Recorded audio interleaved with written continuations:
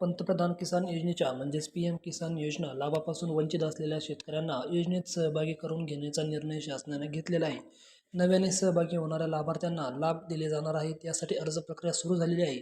यामुळे अनेक वंचित असलेल्या शेतकऱ्यांना या योजनेचा लाभ घेण्याची संधी उपलब्ध झालेली आहे. तर या ठिकाणी तुम्हाला जरी डावललं असलं तरी त्या ठिकाणी घाबरून जायचं कारण नाही, कारण पी एम किसानकडून पुन्हा संधी आलेली आहे. याची ती संधी कशी म्हणजे कसा त्या ठिकाणी फॉर्म भरायचा, अर्ज कसा करायचा याची सविस्तर माहिती आपण आजच्या व्हिडिओच्या माध्यमातून जाणून घेणार आहोत. तर त्यासाठी व्हिडिओ संपूर्णपणे बघा आणि व्हिडिओ आवडल्यास शेअर करा, सबस्क्राईब करा, लाईक करा.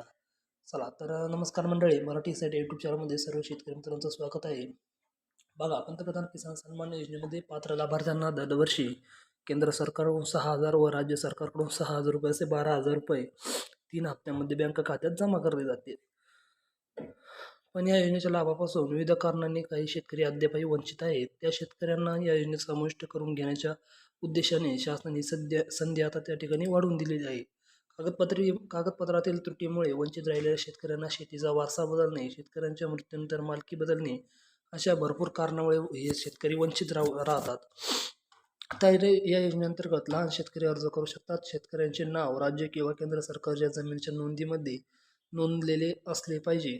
तसेच आधार कार्ड, बँक आणि मोबाईल क्रमांक जोडलेले असावेत. या शेतकऱ्यांना योजनेच्या लाभासाठी अर्ज त्या ठिकाणी करता येणार आहे. तर त्या ठिकाणी अर्ज कुठं कसा करायचा आहे बघा. योजनेचे अधिकृत संकेतस्थळ म्हणजे HTTP तुम्हाला आधी सर्वप्रथम गुगलला जायचं आहे. त्या ठिकाणी टाकायचं आहे https://pm-kisan.government-home-new-spx यावर ऑनलाईन नोंदणी तुम्हाला त्या ठिकाणी आता करता येणार आहे. नवीन शेतकरी हा पर्याय तुम्हाला त्या ठिकाणी निवडायचा आहे. राज्य निवडायचे, आधार क्रमांक टाकायचा आहे, मोबाईल क्रमांक टाकून त्या ठिकाणी OTP टाकून द्यायचा आहे. त्या ठिकाणी तुमची व्यक्तिगत माहिती टाकायची, जमिनीची माहिती, बँक खाते क्रमांकाची माहिती भरून त्या ठिकाणी सबमिट करून द्यायचं आहे. अशा प्रकारे तुम्हाला त्या ठिकाणी देखील जे काय आहे पी एम किसान योजनेतून परत तुम्हाला त्या ठिकाणी अशा प्रकारे फॉर्म भरता येणार आहे. जर जे कोणी बाकी असेल त्यांनी लवकरात लवकर हा फॉर्म लवकरात लवकर भरून द्यावा.